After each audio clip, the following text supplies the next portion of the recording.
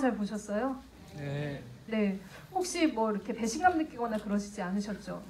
경주 때 감독님이 그 코믹 멜로라고 쓰시려고 하시다가 약간 이제 배신감 느꼈다 이게 그런 얘기들이 있어서 이번에는 드라마라고 하셨대요. 근데 보고 나니까 로맨틱 코믹 멜로 진짜 완연하게 가을에 어울리는 작품이 아닐까 싶은데요. 그렇게 생각하셨어요? 네, 한 2분 정도 생각하신 것 같아서 안심이라는 생각이 들고요. 오늘 감독님과 또 영화의 송현 역을 맡은 문소리 배우님을 모시고 토크 나눠보도록 하겠습니다. 나오시면 큰 박수 부탁드릴게요.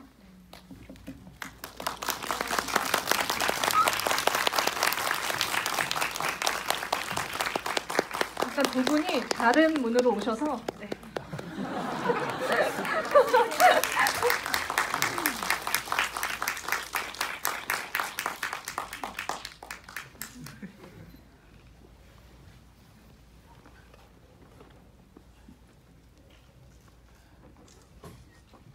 와, 감독님, 일단 흥행 성공인 것 같아요. 굉장히 많은 분들이 자리를 찾아주셨는데 일단은 관객분들께 인사를 좀 들으면서 시작을 하도록 하겠습니다.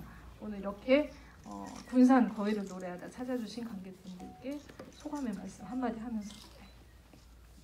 네, 너무 감사합니다.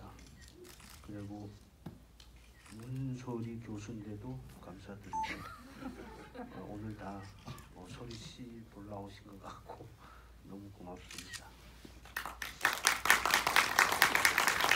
네, 문 교수님, 네, 그러면 말씀 듣도록 하겠습니다.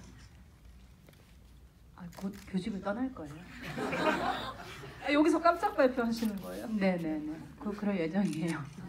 잠시 가르쳤는데 네, 연기나 잘하자 이러면서. 네, 중요한 게 아니고 어쨌든 오늘 이 자리 꽉 메워주셔서 너무 감사드립니다. 영화 보러 와주셔서 네, 다시 한번 감사드리고요.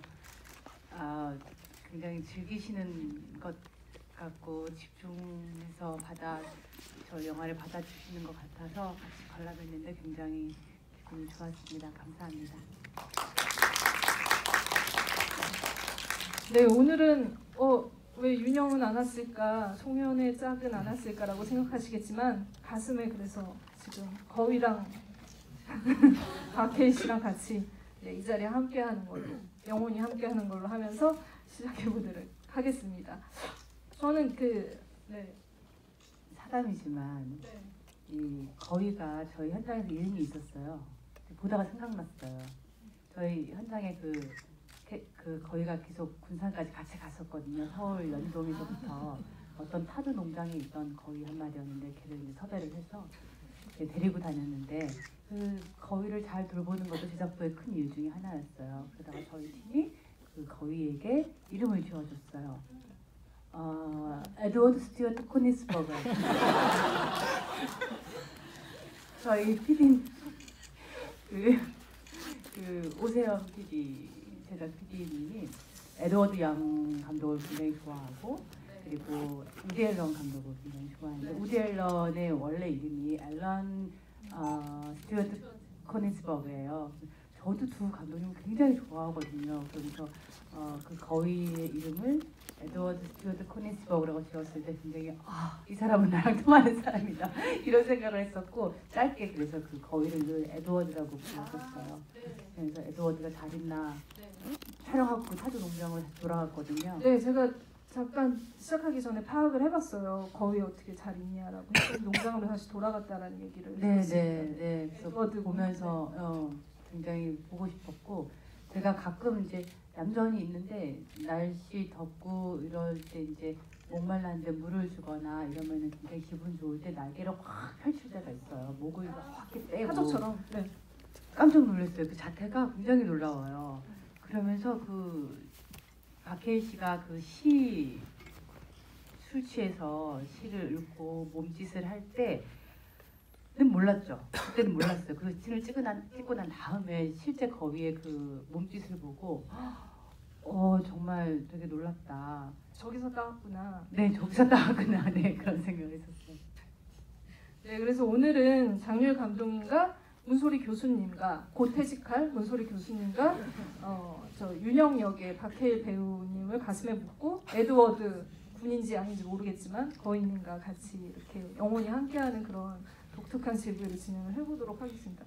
저는 이제 그 감독님 영화 계속 보면서 이번에 진짜 리드미컬하다 이런 생각 많이 했거든요. 굉장히 어떤 변주를 내가 잘 따라갈 수 있는, 그래서 지루하지 않은 영화다라는 생각을 했는데 문소리 배우님 옆에 두고 이렇게 얘기를 듣다 보니까 왜 그런지 알 것 같은 느낌이 듭니다. 네, 그래서 사실은 그 리듬을 불러오기 위해서 문소리 배우에게 사실 좀 구애를 하신 걸로 알고 있어요. 벌써 필름 시대 사랑할 때부터 다음 영화 꼭 해야 된다라고 대본을 주셨다 이런 얘기 들었는데 어떻게 같이 하게 되셨나요? 뭐 예언이 또 하나 할까? 네, 하여튼 저 지금 원래 저 문소리 씨 팬입니다. 문소리 씨가 감독님 팬. 아니 네. 네. 왜 이러십니까? 그뭐 오래된 팬이고 알기도 오래전에 알고 그래서 뭐 언제 한번 꼭 같이 한번 해보자 그런 생각은 항상 있었습니다. 그리고 뭐 박해일 씨가는 좀 해봤고 근데 이상하게 또 박해일 씨와 문소리 씨가 이번이 그 처음입니다. 긴 호흡한 거는 전혀 그렇게 보이지 않고 또 사석에서 만나면 두 사람이 또 너무 친합니다. 친하고 너무 서로 익숙한 것 같아가지고 지금 그 리듬을 받지 않았겠는가. 네, 고맙습니다. 현장에서 이렇게 감독님이 문 감독님, 문 교수님 부르면서 그렇게 상의를 하시면서 작업을 하셨다고 하셨는데 놀리신 거죠. 저를 이렇게 부르는 걸 별로 좋아하지 않는데 제가 안 좋아하니까 괜히 감독님이 계속 일부러 더 부럽게 부르시면서 좀 놀리셨죠. 그 문소리 배우님께서는 사실 그 두만강 때부터 감독님의 작품을 또 연출자로서 좀 존경하면서 좋아하셨다 그런 말씀을 하셨고 필름 시대 사랑 때 또 이렇게 같이 작업을 하시기도 하셨는데 이번 작품 제안 받고서는 어떠셨는지?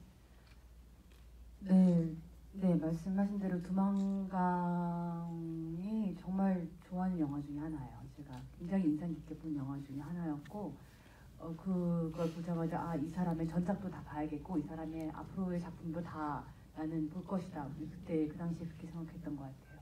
그래서 굉장히 근데 또 이창동 감독님과 또 작가 시절부터 또 장효 감독님이 인연이 있으셔서 말씀도 많이 들었었고 언제 한번 기회가 있으면 좋겠다 저도 생각하고 있었고요. 그러다가 풍경이라는 그 다큐멘터리를 감독님이 하나 만드셨어요. 그 다큐멘터리를 GV를 하는데 모더레이터를 혹시 해줄 수 있느냐 친구한테 제안을 받아서 그 풍경이라는 다큐멘터리도 굉장히 좋았어요. 그 풍경이라는 다큐멘터리를 보면 감독님이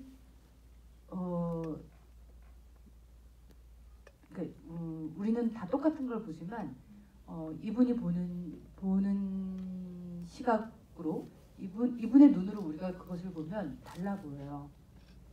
네, 그리고 그 안에 미적 완성도가 생기는 그런 부분을 굉장히 크게 느꼈었어요. 그리고 들리는 것도 똑같은 걸 들었던 것 같은데 이분이 들은 대로 다시 그 귀로 다시 들어보면 영화 안에서 다르게 느껴지는 거예요. 그래서 저는 그 풍경이라는 다큐멘터리에서도 그 소리, 그 이미지, 그 보이는 것들 이런 것들이 굉장히 인상적이어서 제가 한번 모더레이터를 해드렸던 적도 있었고 그다음에 이제 필름 시대의 사랑을 같이 하게 됐는데 그걸 원래 단편으로 출발을 했거든요. 단편 하루 찍자. 그래서 1회차를 찍었는데 감독님이 그 이후로 더 찍으셔서 장편, 굉장히 실험적인 장편 영화를 완성하셨던 거고요. 그래서 이거는 약간 반칙이다. 이건 같이 할 거 아니에요. 이게 장편인지 몰랐어요. 그런 얘기를 하면서 그때 이제 혜일 씨랑 촬영장에서 만난 적은 없지만 필름 시대의 사랑에 따로따로 나왔었거든요. 같이 만나면서 왜 우리는 같이 한 번도 해본 적이 없지? 뭐 이런 얘기를 했었었고 감독님도 그때부터 테일과 소리를 두고 내가 지금 시나리오를 쓸 테니 조금만 기다려라. 네, 그런데 약속을 정말 생각보다 빠른 시간 내에 지키시면서 시나리오를 주셔서 네, 그냥 자연스럽게 아 이건 내 작품이다. 네, 전혀 고민 없이 같이 하게 됐죠. 그 진짜 그 다른 쪽으로 가실까봐 빨리 쓰셨나 봐요. 근데 문소리 배우님이 그 얘기도 하셨고 저도 진짜 공감하는데 그 박해일 배우와 장률 감독님은 딱 붙어 있는 리듬이다. 이건 둘이 비슷하다라는 얘기겠죠. 근데 새로운 어떤 분위기의 전환이나 어떤 부분들을 가져오려면 다른 배우의 영입 굉장히 중요한 문제라고 생각을 하고 문소리 배우한테서 그런 것들을 저는 이제 이번 영화에서 찾지 않았을까? 그래서 이제 이 영화의 어떤 결들을 새롭게 만들어가거나 아니면은 감독님 생각하셨던 어떤 방향에 그것들을 더해가는 작업을 하셨을 텐데 그게 좀 감독님께서는 배우 문소리를 어떻게 좀 보셨는지 어떤 부분들을 좀 취하고 싶으셨는지 말씀을 좀 부탁드릴게요. 그런 말을 잘 할 줄 모르고요. 하여튼 좋았습니다. 그래서 문소리란 배우는 어떤 캐릭터에 갖다 놔도 각종 가능성을 다 낼 수 있습니다. 그래서 그 현장에서 감독으로서 그 행복감은 그런 데서 오는 것 같습니다. 나도 생각 못하는 그런 리듬들, 각종 리듬들을 다 한 번씩 해보고 감독이 선택하고 너무 하여튼 좋았어. 기승전 좋았어. 근데 그 감독님이 이제 그 영화에 등장한 남자들은 좀 머물러 있는데 여자들은 앞으로 전진한다 이런 얘기를 하셨던 게 기억나요. 인터뷰에서 하셨던 말씀이셨는데 저는 이제 그 전진하는 어떤 그런 역할을 송현이라는 여성이 하고 있다라는 생각을 했어요. 송현은 굉장히 지금 현재는 좀 발목 잡혀 있는 그런 느낌인데 남편과도 이혼을 했고 좀 잘해보려고 했던 남자도 사실은 그 과거부터 알았던 남자지만 어떻게 보면은 이 사람은 좀 약간 앞으로 나가는 그런 느낌을 좀 못 받아서 답답하고 그리고 좀 잘해보려는 남자도 어떻게 보면은 썩 괜찮지는 않아요. 자기한테 마음을 열어주지도 않고 그래서 그 조금은 그 영화 속에 나오는 점집 이름이랑 좀 비슷하다라는 느낌 받았는데 동서남북 어디로 갈지 모르는 여자? 그런데 앞으로 분명히 나갈 것 같은 여기서 해답을 얻어서 분산의 짧은 여행에서 나갈 것 같은 여자라는 느낌을 받았어요. 그래서 그 여자가 가지고 있는 어떻게 보면 한 발 빠진 것 같은 것과 나가려고 하는 좀 진취적인 그런 것들을 어떻게 좀 생각을 하시고 송현이라는 캐릭터를 대하셨는지. 처음 시나리오를 읽었을 때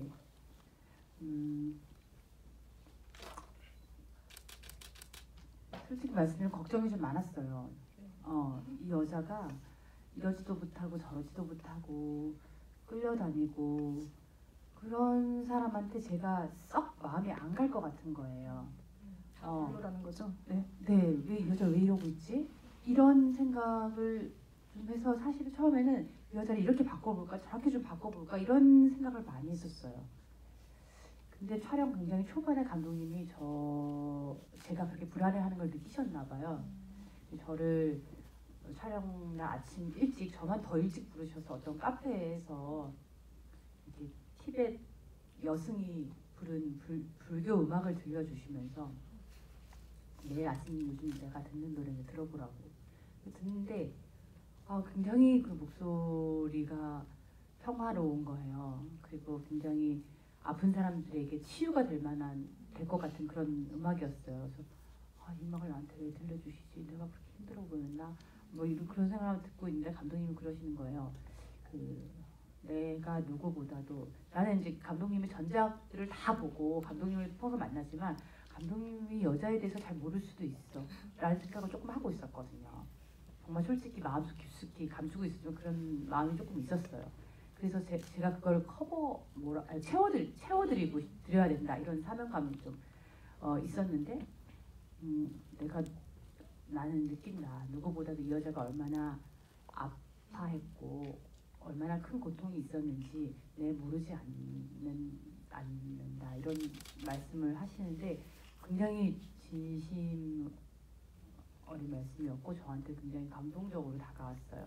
근데 사람이 그 굉장히 디테일을 세세하게 모를 수 있지만 그 핵심의 마음을 서로 이해할 수 있다면 그건 누구보다도 잘 아는 거라고 생각을 하거든요. 그래서 그때 굉장히 우린 지금은 이 여자가 어쩔 수 없지만 이 고통을 딛고 어떻게 무엇가 가능성이 있다 이런 생각을 저도 굉장히 크게 했었고 그 뒤로 굉장히 더 감독님이랑 마음이 잘 맞았던 것 같아요. 그냥 말 길게 해주시지 않아도 그 고통의 핵심을 그게 뭔지 느끼시니까 그렇기 때문에 이런 건 어떤가요? 저런 건 어떤가요? 이랬을 때 굉장히 서로 호흡이 잘 맞고 가고자 하는 방향이 굉장히 비슷한 그런 작업이었던 것 같아요.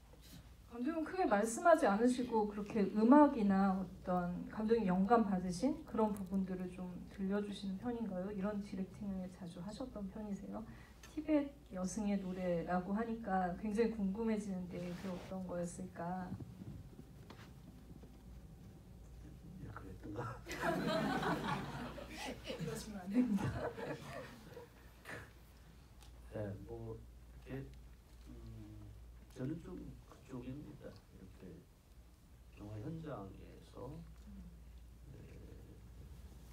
촬영 들어가기 전에 그 중간에 그 배우들과 이 캐릭터에 대해서 좀 적게 말하자는 편입니다. 아니면 말하지 않는 편이고 왜 그런가 하면 감독이 그 캐릭터에 대해서 어떤 설명을 하면 배우는 거기에 갇힐 수 있습니다. 그래서 같이 느끼면서 그 안에 같이 찾아가는 걸로. 그러면 저도 모르는 거, 배우도 모르는 거. 뭐 영화라는 거는 이렇게 모르는 거 찾을 적에 제일 좀 행복하다 그런 거 있고 캐릭터에 대해서 말을 잘 못하길래 음악을 한번 들려드렸습니다. 근데 저는 제 생각에 같이 작업하면서 감독님 훌륭한 감독님이다라고 느꼈던 감독님들의 공통점이라고 생각을 하는데요. 이렇게 분명히 원하는 방향과 원하는 그림, 원하는 느낌 이런 것들이 분명히 있으시죠. 이 씬에서 본인이 원하는 것들이 확실히 있으신데 그것이 거의 99.9 100에 가깝게 구현이 됐다고 할지라도 그래서 오케이 라고 사고가 거기서 멈추지 않으신 것 같아요. 이게 100, 내가 생각했던 거는 이런 건데 이게 100인데 100이 가까운 걸 내가 눈앞에서 봤는데 듣고 느꼈는데 그렇다면 이 안에 또 뭐가 있을까? 그럼 이건 이렇게 또 갈 수 있을까? 이것도 저렇게도 갈 수 있을까? 그럼 우리는 어떻게 되는 걸까? 이런 계속 무언가를 찾으세요. 한 컷 안에서도 끊임없이 굉장히 탐구하고 찾아가는. 그래서 감독이 원하는 대로 내가 했나요? 이런 재미와는 비교가 안 돼요. 그 찾아가는 재미. 같이 무언가를 찾아가고 그래서 우리가 뻔히 예상하던 것이 아닌 것인데 더 빛나는 것을 얻었을 때 그런 기쁨은 그냥 이렇게 생각했죠. 나도 이렇게 생각했어요.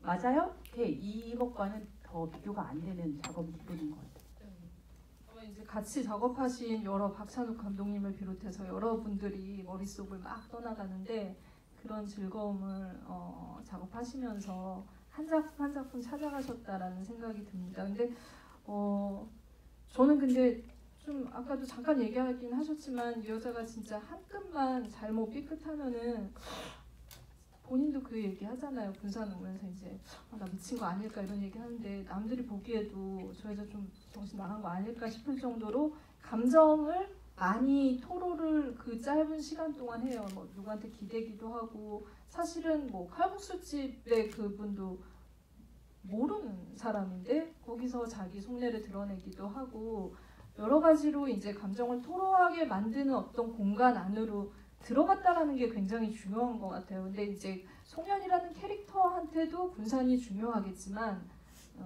배우로서 이제 그 공간에 들어갔을 때 느낌 같은 것들도 조금은 다르지 않았을까라는 생각이 들고, 저도 이제 군산을 가봤지만 거기서 받는 감흥, 저만의 감흥이 있잖아요. 근데 항상 감독님의 장소들, 감독님의 필터를 통해서 본 장소들은 굉장히 겹겹이 그냥 단순히 지금 현재에 있다라는 느낌보다는 과거와 현재, 미래까지 보이는 것 같은, 심지어 약간 판타지적인 장면들이 항상 같이 공존하고 있는 그런 공간이라는 생각이 들어서 배우한테도 남다르게 다가오지 않았을까라는 생각 들어요. 원래 이 시나리오가 처음 감독님이 저한테 주셨을 때는 공간이 목포였어요.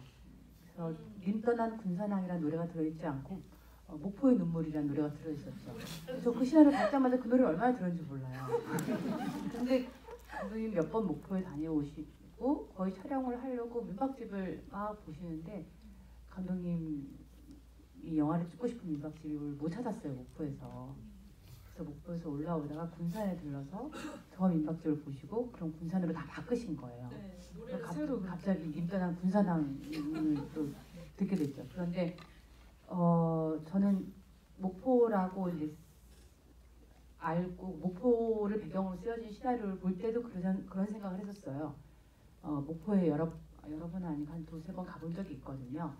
진도를 갈 때 목포에 들러서 내려서 간 적도 있는 것 같고, 거기서 이제 뭐 차 타면서 또 한 바퀴 둘러본 것 같고, 굉장히 뭔가 목포분들 계시면 이건 죄송하지만 그냥 저의 완전히 개인적인 느낌이에요. 그때 제 마음 상태가 그래서 그랬을지도 모르지만 무언가 좀 쇠해가는, 그리고 차갑고 거친 이런 느낌이 많았어요. 조금 무서운 느낌도 들었고요. 이렇게 내려가는 느낌이었어요. 그래서 이 공간에서 이런 이야기, 이런 생각을 하고 있었는데 군산은 안 가본 거예요. 생각을 해보니까 군산에 대한 이미지가 전혀 없어요. 근데 촬영한다고 하고 그때 딱 내려갔는데 있고 싶을 수 있겠다라는 생각이 들어요. 따뜻했어요. 아기자기하고 뭔가 여러 가지를 품고 있는 이런 느낌이었어요. 네. 그래서 물론 그때 우리 촬영할 때가 5월이야 날씨도 굉장히 좋았지만 뭔가 무서운 느낌이, 위협적이거나 이런 힘이 느껴지거나 그러지 않았어요. 그래서 이게 그냥 산으로 치면 이렇게 뾰족하지 않고 볼록볼록한 이런 느낌이었어요. 그래서 이 이야기에 훨씬 적합할 수 있겠다. 제가 이 이야기를 알고 군산에 가서 그런지도 모르겠어요. 그래서 훨씬 적합할 수 있겠다 그런 생각을 했었고, 그 일본식 가옥, 그 민박집이나 그리고 도시 곳곳에 정말 과거의 흔적들, 또 그것을 또 가지고 관광 산업화 시키려는 그 노력들, 그리고 거기서 또 아기자기하게 즐기는 관광객들, 뭐 바다, 섬 이런 것들이 되게 목포에서 군산으로 바뀌니 영화의 분위기가 확 다르게 느껴지더라고요. 그런데 군산에서 촬영을 하다가 알았는데 제가 군산에 가봤더라고요. 네. 언제쯤 그걸 알게 되셨어요?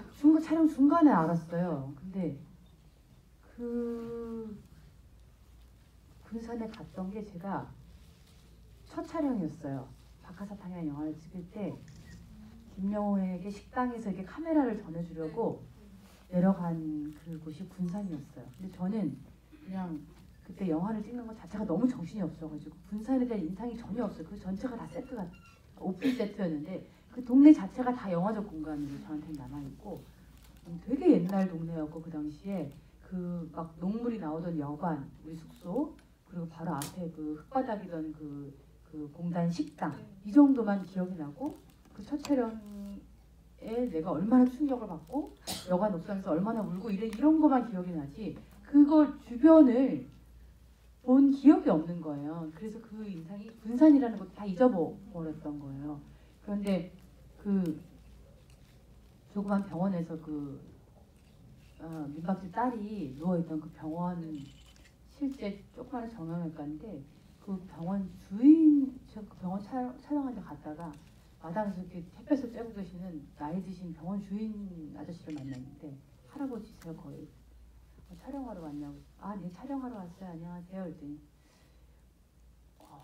예전에 그래서 이름이 뭐냐고 배우라고 이름이 뭐냐고 모르시더라고요. 그래서 문소리라고 합니다. 나 문소리 아는데? 그러시는 거예요. 제가 제가 어떻게 영화 보셨어요? 그랬더니 나 영화를 본 적이 없는데 10여 년 전에 아주 옛날에 문소리라는 여배우가 군산에서 촬영을 하고 갔어요.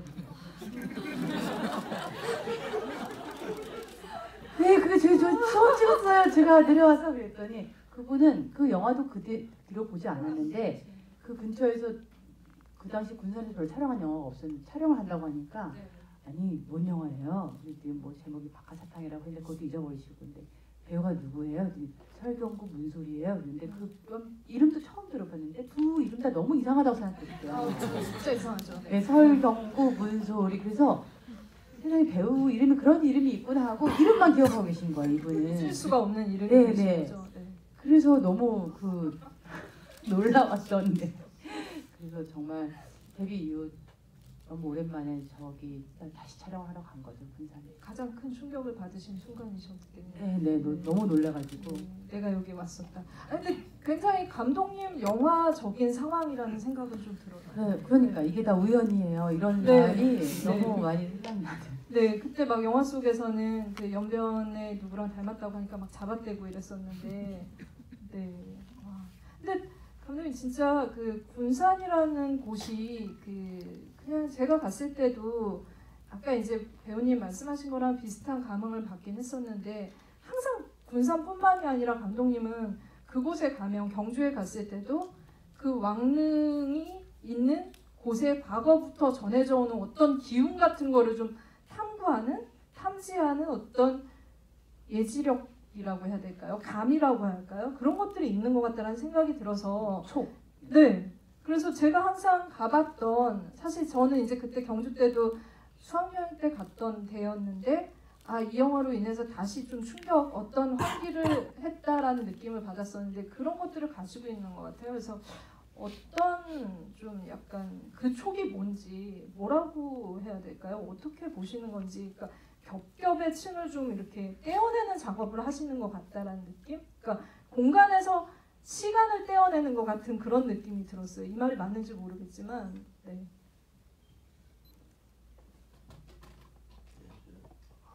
학문적으로는 전혀 모르고요. 문 교수께서도 설명해 주시면 고맙겠습니다. 제가 어디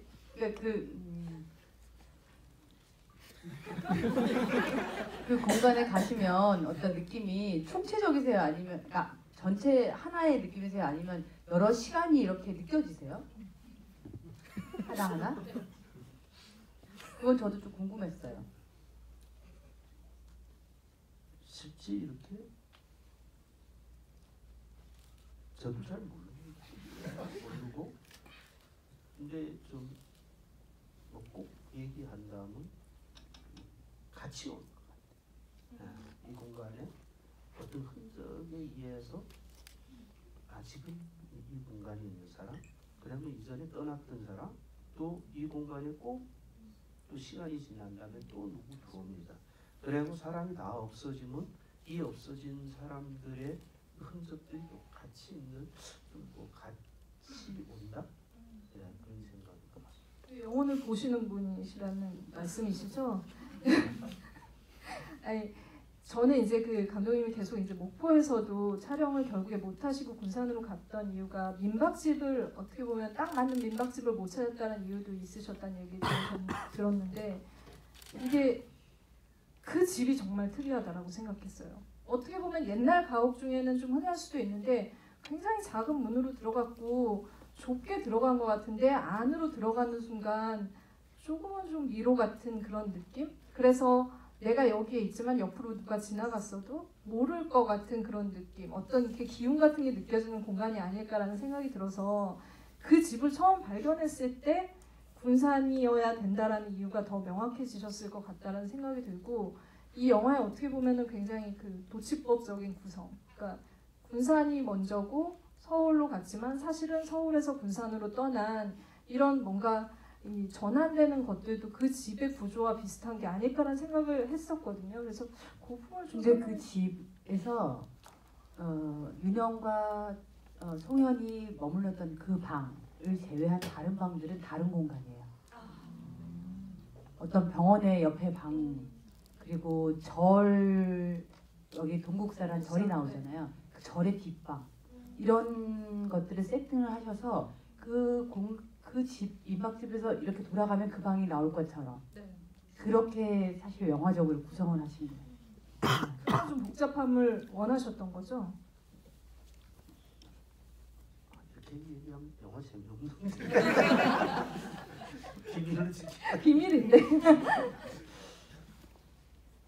네, 그런데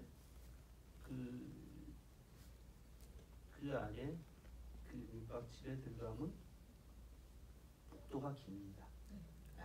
그리고 실제 그 영화 찍을 적에는 뭐 안에 박소담 그 역할하는 그 딸, 그 CCTV 보는 그 방은 이제 소리 씨 얘기처럼 실제 병원의 어떤 방을 찾았어요.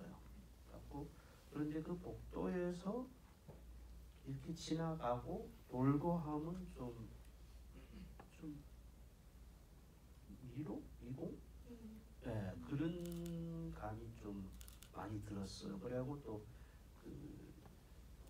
옥상에 올라가서 저 이상한 할배하는 그 공간에도 올라가면 그렇고, 그 공간에서 또 저쪽 보면 그 무슨 영화에서 나오는 타짜를 찍었던 또 그 옛날 가옥이 음악회도 하고 일본 여자도 지나가는 그 가옥이 바로 옆에 있어서 그 마당이 쫙 보이거든요.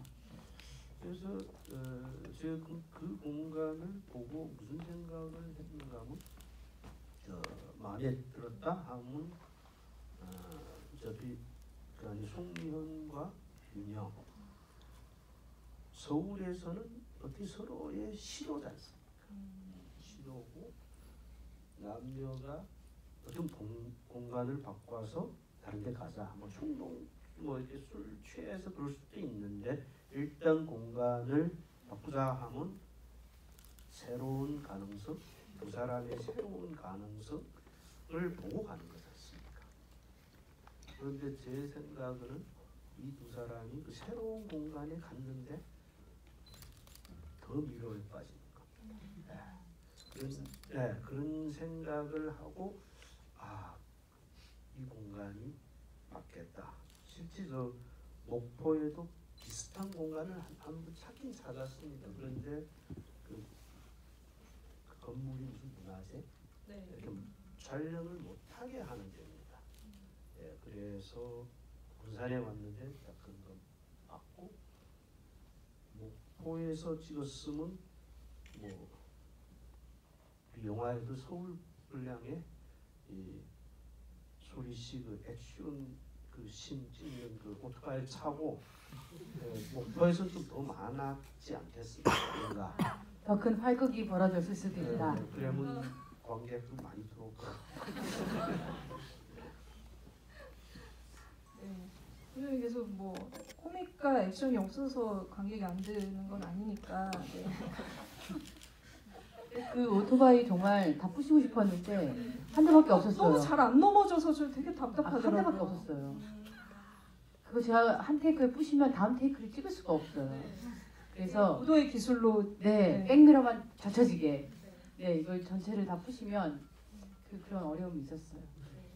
근데 진짜 그 액션이 그 이렇게 행동으로도 하시고, 송현이라는 어떤 여자가 이렇게 울분을 가두어두고 참고, 아니면은 이제 좀 뭐 인내하고 이런 스타일은 아닌 것 같아요. 그 사실 이제 그 이 영화의 하이라이트는 그 중국집 장면이잖아요. 거기서 그 개새끼야라고 하면서 하는 대사 손모가지 부러뜨린다는 건 누가 썼을까? 저는 이제 감독님이 계속 이제 문 감독님 아니면 문 교수 하면서 아니에요. 감독님 대본에 있는 대사 네, 그대로 제가 한 거예요. 의견을 물어봤다 해서 아니에요. 감독님이 초고부터 그렇게 쓰셨고 저는 토시 하나 안 바꾸고 그대로 한 거예요. 네.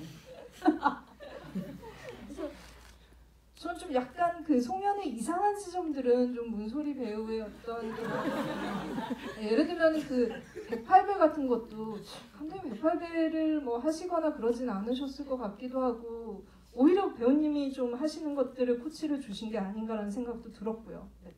그 오래전부터 이제 아는 사이였고 감독님 종종 뵀었기 때문에 제가 종종 108배를 한다는 건 알고 계셨어요.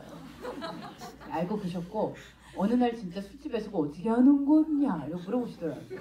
그 장면이 그럼 연출이 된 거예요? 그 정도 그렇게까지 기이하지는 않았어요. 그냥 어떻게 하는지 설명을 해드리기 위해서는 자리에서 약간 일어나서 한 배를 한 적은 있어요. 보여드린 적은 있어요. 그게 만약에 이제 제가 그 술집에 다른 이제 그 테이블에 앉아 있었다면 정말 볼거리였겠네요. 네, 저렇게 보였을 수도 있겠네요. 집에서 조용히 있어야 되는. 그런데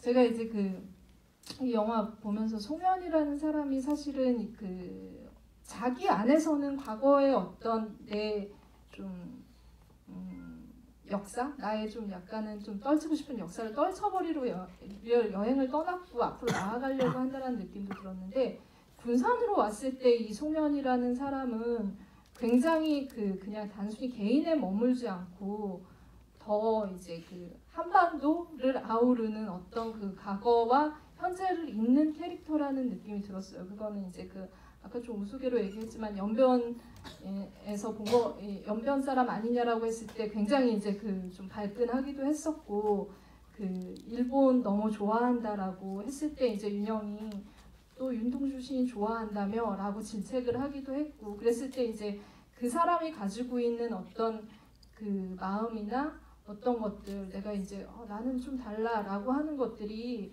그냥 송연 안에 머물지 않고 나한테도 좀 있고 내 주변에 있는 사람들한테도 있고 우리한테도 있는 한국 사람들의 어떤 선입견 같은 것들이 아닐까? 그런 것들을 대변하는 캐릭터라는 생각이 들었는데 그 지점에 대해서는 또 어떻게 좀 얘기를 하셨고 어떤 부분 배우님도 생각을 하셨는지.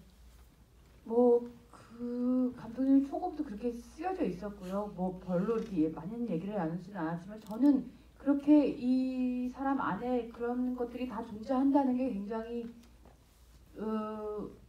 좋았어요. 그냥 평소 이렇게 그런 말 하잖아요. 난 그런 거 싫어. 나 이런 건 안 좋아해. 이런 말을 많이 하는 사람이 있고 난 그거 참 좋아. 나 그것도 좋아하는데 이렇게 말하는 사람이 있잖아요. 품을 수 있는 사람이라고 생각했어요. 근데 그래서 상처도 더 많았고 휘청휘청도 더 그런 사람이었기 때문에 더 하지 않았었나. 네. 그렇지만 또 여기에서 자란 그대로 이 사회에서 컸으니까 자기가 조선족이라고 오해받는 건 또 싫고 뭔가 조선족을 위해서 같이 집회도 할 수 있고 목소리도 낼 수 있고 이해한다고 하지만 또 조선족에 대한 마음과 제일교포에 대한 마음은 또 무언가 다를 수 있고 그 지점에 대해서는 깊이 사실은 왜 그런지 인지하지 못하고 그냥 자기 삶을 살아가는 그런 지점이 굉장히 저도 되게 흥미롭게 보였던 지점인 것 같아요. 군산이라는 여행지에 왔지만 감독님 계속 이제 캐릭터들을 통해서 사실은 그 이야기를 하고 있다라는 생각이 들었고 또 이제 낯선 땅이지만 고향과 결부시키려는 어떤 것들을 계속 주시잖아요. 그 부분에 대해서 좀 얘기를 감독님 조금만 설명을 더 해주시면은 이해가 쉬울 것 같아요. 영화 찍을지 정신이 없이 찍습니다. 많이 생각하고 듣지 않고 그런데 그 일상에서 그런 느낌들을 현장에서 뭐 그렇게 나오는 것 같습니다. 예. 그렇게 심각한 사람도 아니고. 네, 사실은 그 아까 이제 그 문소리 배우님이 박해 씨랑 딱 붙어 있는 리듬이라고 했는데 두 분 다 좀 엉뚱하신 그 리듬감이 좀 있기는 하죠. 그래서 아까 이제 본격적으로는 박해 배우랑 처음 하신 거잖아요. 어떠셨어요? 해보니까 그 이렇게 오랫동안 안 한 이유가 있었던가요? 아니면 잘 맞던가요? 제가 평소 알던 그대로더라고요. 내가 이 사람을 허투루 알고 있지는 않았구나. 이렇게 알고 있었는데 이렇구나. 뭐 그냥 더 느낄 수 있었고, 재밌었어요. 서로 그 씬이 시작되면 서로의 연기를 서로가 보여줄 걸 기대하고, 네. 그리고 그것이 만나서 또 무엇이 나올까, 그게 나오는 것들이 서로가 재밌어하고, 네, 그 과정들이 굉장히 좋았어요. 네. 자주 있지 않는 재미인 것 같아요. 네. 결국에는 어쨌든 그 세 남자가 아니었잖아요. 이제 진짜 어디로 이 버퍼링이 계속 되고 있는데 어디로 나아가야 될지가 가장 좀 궁금하기도 하고 한데 감독님의 어떤 구성 자체가 그 궁금증을 더 증폭시킨다라는 생각이 들었거든요. 왜 군산을 앞에 두고 그리고 이 군산 여행의 발단이 된 서울을 뒤로 가져가셨는지 그게 어떻게 보면 이 두 남녀의 앞으로를 또 얘기해 주는 것 같기도 하다라는 생각 들었습니다. 그래서 그 부분도 구성에 대한 얘기도 좀 말씀 부탁드릴게요. 그 영화라는 거는 원래 거의 다 이렇게 순서대로 찍지 않습니다. 이렇게 당연히 감독들은 다 그런 꿈은 있습니다. 이렇게 순서로 한번 찍었으면 얼마나 좋겠는가. 근데 그게 거의 이렇게 힘들죠. 못하니까 이 공간에서 다 찍어뿌리고 이 공간에서 다 찍어뿌리고 그 영화 현장을 볼 적에는 좀 우리 일상과 비슷한 데 있습니다. 우리 실제는 순서 없이 살지 않습니까? 내일이 어떻게 될지도 모르고. 그런데 또 영화라는 건 그 영화 매체의 또 이렇게 매력적 부분이 또 하나 편집 과정입니다. 그 편집 과정에는 순서를 생각할 수밖에 없습니다. 그러면 그래서 앞에 거 뒤에다 놓고 뒤에 거 앞에다 놓고 어떻게 보면 중간에서 시작하고 중간에서 끝나고 이거는 편집 과정에서 계속 고민하는 점이 어떤 감독이라도 다 똑같을 겁니다. 그 순서가 이 캐릭터와 이 이야기에 어느 순서가 제일 맞는가. 보니까 송년이나 윤현이나 계속 시작하는 것 같습니다. 네, 그런 생각 아닌가요? 감독님 그런 말씀하셨던 기억이 나요. 그 중간에 있어 보니 어디가 처음이었고 어디가 끝인지 보이더라. 그게 제일 잘 보이는 곳이 중간인 것 같다. 그런 말씀을 하셨던 게 기억이 나요. 처음에는 끝이 잘 모르겠고 끝에서는 또 처음이 잘 안 보이고 달라져서 그런데 중간에 있어 보면 그것이 잘 보이는 것 같고 그리고 또 생각해 보면 언제든 우리는 중간에 있는 것 같다. 네, 그런 말씀하셨던 게 기억나요.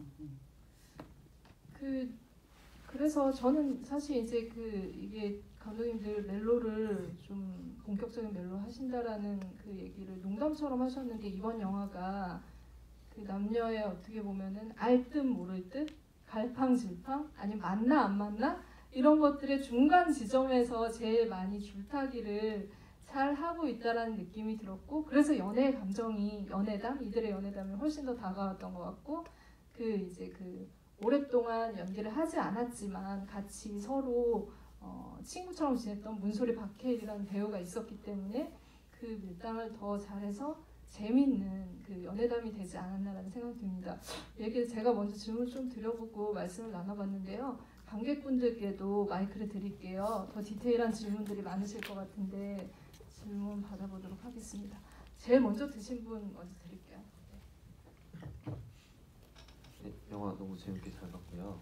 그 감독님 영화에 보면 이제 항상 고향에 대한 이미지가 항상 있더라고요. 그래서 전장이었던 충몽에 대한 이제 영화에서는 뭐 고향 주막이라든지 이런 걸 통해서 고향에 대한 그리움을 좀 많이 느꼈는데 오늘 이제 봤던 군산 영화에서는 고향에 대한 그리움보다는 내 고향이 아니라 어머니의 고향 그리고 우리 그 할아버지의 고향, 조상의 고향 이렇게 얘기를 하면서 그 고향이라는 거 자체를 약간 이제 역사와 혹은 이제 그 정체성 같은 거를 이제 많이 이렇게 담으신 것 같더라고요. 그래서 그 전에 춘몽에서 그렸던 고향에 대한 이미지, 그 그림 같은 이미지와 그다음에 오늘 이제 군산에서 이제 그리셨던 그런 이제 고향에 대한 그 이미지가 어떻게 이제 다르고 어떻게 변화가 되었는지 좀 이제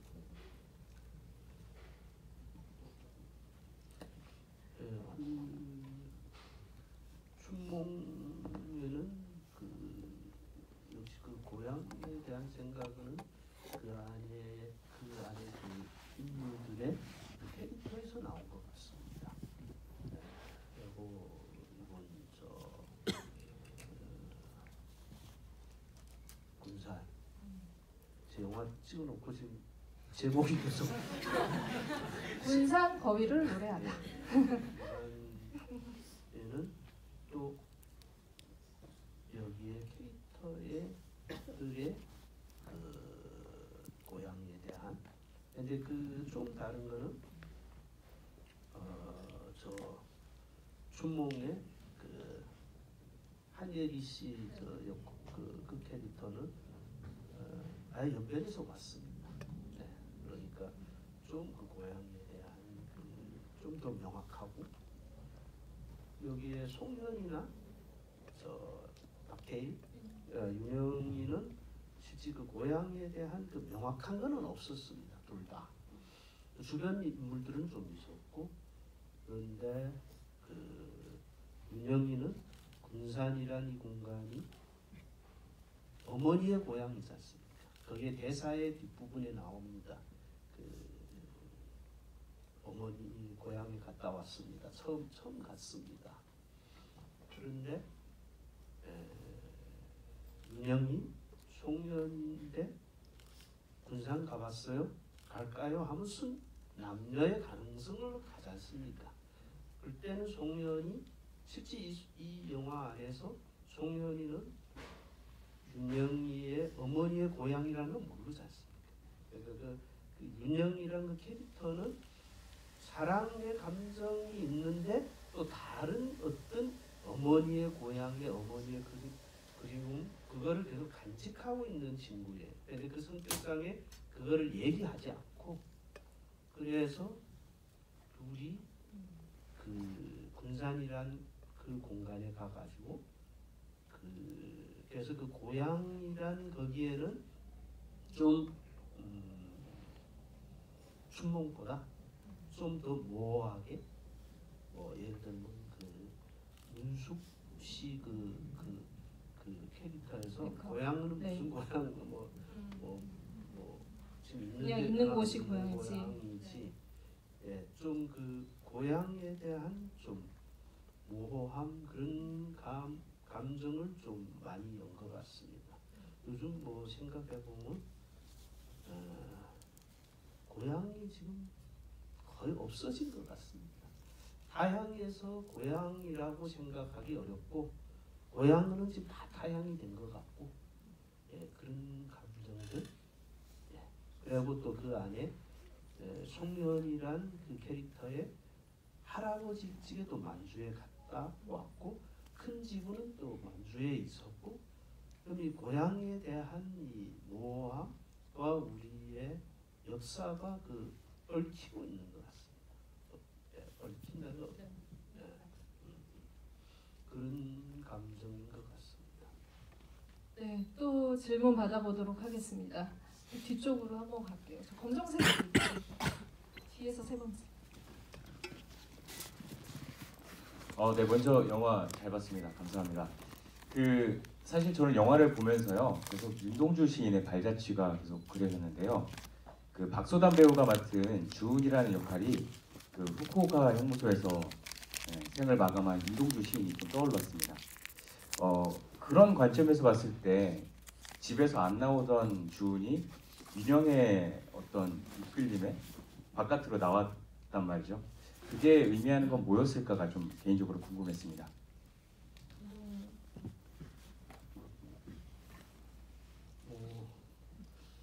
영화의 그 인물들, 그 캐릭터를 생각하면서 그 공간에서 그 인물이 어떻게 행동하고 왜서 거기에 갇혀 있고,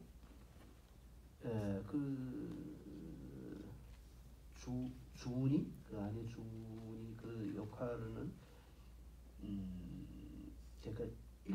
제가 제일 교포지 않습니까? 주은이는 일본에서 태어났고 거의 뭐 일본 말만 하고, 근데 그 정진영 씨 역할, 아버지 역할에 주은이의 어머니가 부부간 싸움하다가 그렇게 돌아가시고 충격을 받았지 않습니까? 충격을 받아가지고 어떻게 보면 저 아버지가 딸 데리고 어머니 고향에 와서 저도 지금 추측인데요. 치유도 하고, 근데 스태프들도 물어봐요. 그런데 왜서 민박집에 들어 있는가? 네. 저는 좀 단절된 사람들, 흔히 말하면 자폐증 있는 사람들은 저는 마음속으로 더 소통할 갈망이 더 많은 것 같습니다. 그래서 어떻게 하나 그런 공간에서라도 사람을 골라서 좀 소통이라도 해보자는 그 인물을 생각하고 그 공간에서 그렇게 좀 많이 생각했습니다. 그래서 그 역할이 그 안에 갇혀 있는 거는 윤동주 시인과는 연결을 못 해봤습니다. 연결 못하고 어차피 후쿠오카 출신이길래, 또 윤동주 시인이 또 후쿠오카에서 돌아가셨지 않습니까? 그런 관계인 것 같습니다. 네. 근데 저는 찍으면서 그런 생각을 했었어요. 주은의 아버지, 민박집 주인, 또 그 사진을 풍경화만 찍잖아요. 인물 사진을 찍지 않잖아요. 그리고 나중에 인물을 찍었는데 굉장히 귀신처럼 흐릿하게 찍어놨죠. 저를 한 장 찍었는데 그 사람도 멀쩡해 보이지만 굉장히 사람 사이에서 굉장히 그 사람들과의 관계를 단절하고 이렇게 갇혀 있는 사람이다, 이런 생각이 많이 들었고, 근데 이제 주은이 이 윤영과 이렇게 같이 섬 같은 데로 이제 배를 타고 가는데 그런 생각을 했어요. 저는 그냥 군산에 저 혼자 찍다가 한 생각이에요. 누구한테 얘기한 적은 없는데, 이 윤영이라는 사람이 이 사회에서 그냥 만나서 이렇게 같이 지내려고 하다 보면 굉장히 답답한 부분이 많은 사람이에요. 네, 답이 안 나올 정도로 시를 쓰다가 이제 관둔 친구잖아요. 어쨌든 아이덴티티에 나중에 야경을 보고 싶다거나 거기 누워 있다고 다 시인이 하는 짓인 것 같아요. 본인 시인이라고 생각한 아이덴티티가 시인인 거죠. 그렇게 되어 있는 사람들이, 이 시인이 이 사회에서 너무 쓸모가 없는 존재 같은 거예요. 지금 이 시대에 네. 이 상처받은 이 바로 앞에 있는 이 여자한테나 아버지한테나 그렇지만 그렇게 누구하고도 소통하지 못하는 굉장히 단절되어 있는 어떤 한 사람의 마음은 열어줄 수 있는 그런 존재일 수도 있다, 시인이. 그런 생각이 들었어요. 그래서 우리 모두의 마음을 답답하게 할 수 있지만 닫혀 있는 네. 주은의 마음은 이 윤영이 시인이기 때문에 무언가 통할 수 있고 열어줄 수 있지 않았을까 이런 생각도 해봤었어요. 그건 사랑인데. 네. 네. 그래서 재밌어요. 지금 이 사각관계 잘 정리를 해야 되는데. 네. 또 질문 받아보도록 하겠습니다. 와, 많아졌어요. 한 번 할 때마다 약간 2배수로 늘어나는 것 같아요. 문소리에게 심쿵. 네, 드리겠습니다. 1시간 동안 들고 계셨어요. 배우님 촬영하시면서 군산에서 혹시 마음에 들었던 곳이나 가장 인상 깊었던 곳이 있으면 궁금하고 이해도 같이. 저희 계속 그 군산을 많이 걸어 다녔는데요. 걷는 걸 좀 좋아하기도 하고 그 군산 터미널 아까 우리 처음 영화 시작에 나온 터미널 버스 터미널 바로 옆에 저희 숙소가 있었어요. 그런데 그곳에서 걸어서 이제 동학사 백화별 하던 그 절까지 가서 그리고 그 민박집에 있는 그 동네를 한 2바퀴 돌고 네, 촬영하러 가면은 한 1시간이 조금 안 걸렸어요. 한 50분. 그래서 매일 아침 그 걸었던 그 길이 굉장히 기억에 나고 또 하루 촬영을 쉬는 날 감독님이 뭐 바닷가에서 뭐 다른 거 찍으신다고 하루 촬영을 쉬는 날 혜일 씨랑 같이 큰 호수가 있는 군산에 큰 호숫가를 갔었어요. 그 호숫가를 다 도는데 2시간 정도 걸렸던 것 같아요. 그런데 그 호숫가 길이 굉장히 좋았어요. 데이트 코스. 아무 말 안 해요. 둘이 걷기만 해요. 물 마실래? 그거 한마디 한 것 같아요. 네, 물 마시고. 근데 그냥 그 숙소에만 있을 수가 없으니까 걸으러 가자. 그래서 처음에는 거기에 유명한 카페에 커피가 맛있다 그래서 그 근처에 그런 걸 보고 갔는데 그 호숫가 길이 굉장히 자연스러운 길이 있죠. 다 이렇게 데크 만들어 놓지 않고 인공 조성되어 있지 않고 옛날 자연스러운 길들이 남아 있고 호숫가를 따라 나무들도 달라지고 네 그곳이 굉장히 기억에 남아서 한 2번 더 걸으러 갔던 것 같아요. 그래서 근데 호수 이름이 생각이 안 나네요. 예, 그 큰 호수가 하나 있었는데 거기도 기억에 남고요. 그 동학사라는 절에 가면 동국사 동학사 뭐죠? 동국사라는 절에 가면 절 건물 자체가 일본식 건물이에요. 일본식 기와에 일제시대 때 지어진 절이죠. 그런데 그 절의 마당에 아까도 보셨겠지만 소녀상이 있어요. 위안부 소녀상이 있고 그 소녀상 뒤에 커다란 돌에 일본 그 불교계에서 이 동국사를 지었던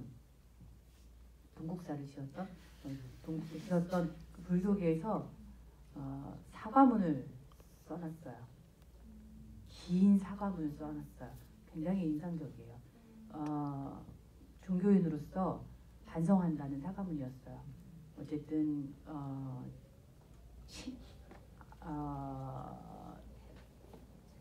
조선을 침략하고 중국과 전쟁을 벌이는데 군산이 그 일본한테 굉장히 중요한 공간이었고 거기서 종교인들이 그것에 이제 오히려 동조하고 도움을 줬다는 거죠.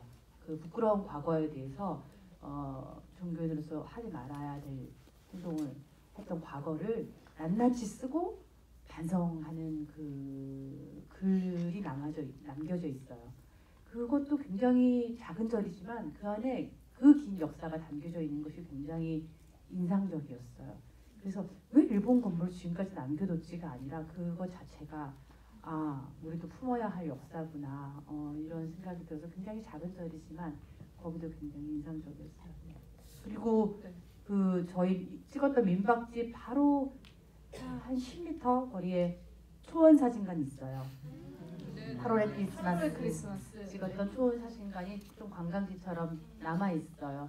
그래서 거기 앞에 늘 심은하 씨 이렇게 전신 얼굴 상이 있어서 다들 거기서 네. 같이 매일 지나다니면서. 네, 심은하 선배님 좀 인사하고 아침에 촬영하러 가면서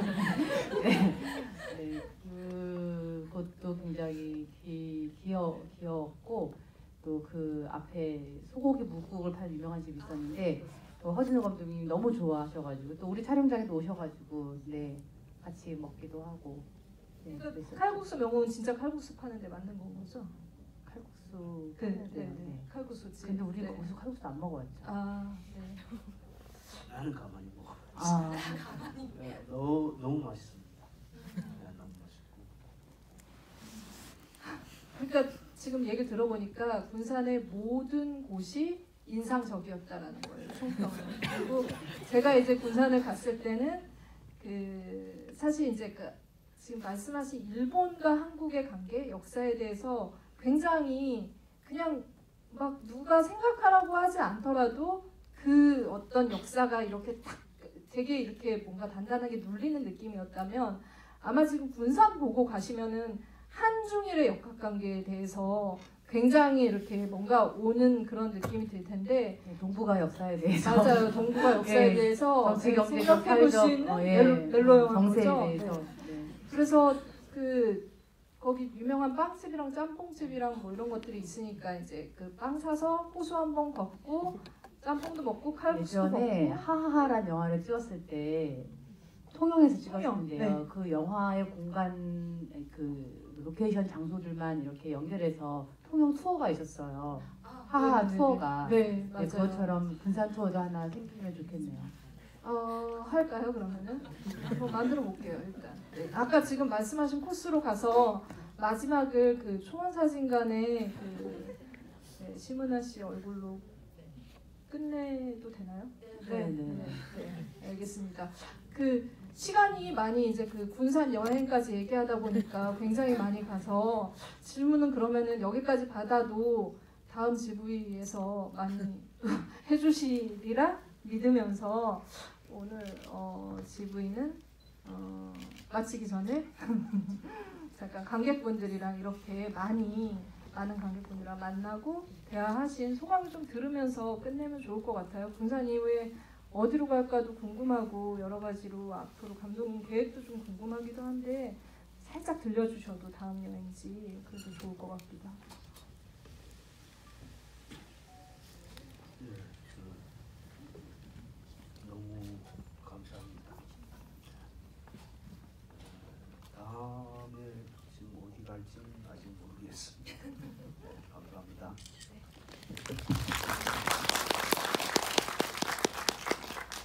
다음은 중국으로 아마 감독님. 제가 몇 군데 또 추천해 드렸어요. 들어오기 전에. 네. 영화 찍으면서 여러 가지 즐거웠던 기억이 참 많지만 이게 다 우연이야 이 대사가 거의 뭐 이틀에 한 번씩은 가슴에 남았어요. 뭐 예를 들면 신촌에서 신촌 그 거리에서 그 약국이랑 그 집회하고 이런 곳이 신촌이었어요. 신촌 거리에서 찍다가 중간에 잠깐 시간이 남아서 시집을 전문으로 하는 서점이 근처에 있어서 그 서점에 제가 가보고 싶었어요. 네, 그래서 그 평소에 가보고 싶었던 서점이 근처에 있어서 중간에 한 2시간, 2-3시간 촬영 시간이 남아서 그 서점에 가서 일본 시인의 시집을 제가 하나 샀어요.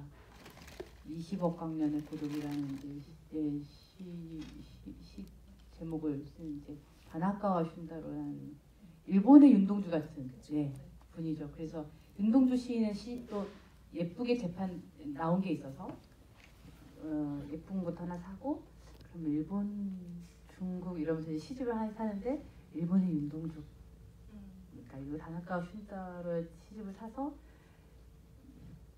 딱 펼쳤는데 첫 그 시의 제목이 충치 이렇게 되는 거예요. 그래서 이건 너무 우연이야. 네. 뭐 그런 일들이 너무 많았어요. 그 상대 배우가 윤영이인데 어떤 갑자기 며칠 있다 독립영화 감독 이옥석 감독이라는 감독님 전화 와서 선배님 저 영화 찍는 좀 도와달라고 저의 산이지만 자꾸만 도와달라서 시나리오 좀 보내보라고 딱 펼쳤는데 그 영화의 여주인공 이름이 윤영이에요. 어머 윤영아 너 여기 있어.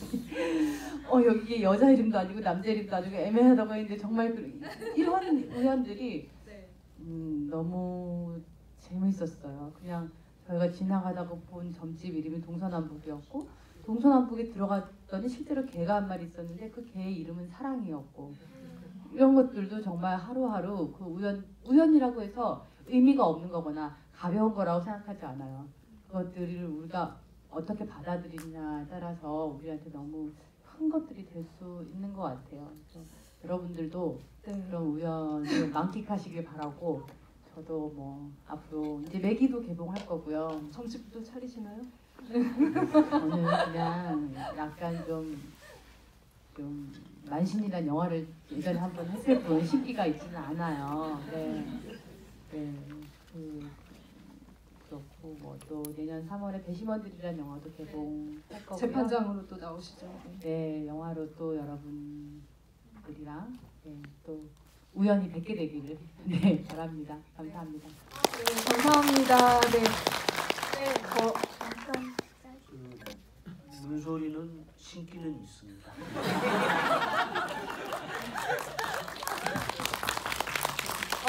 네.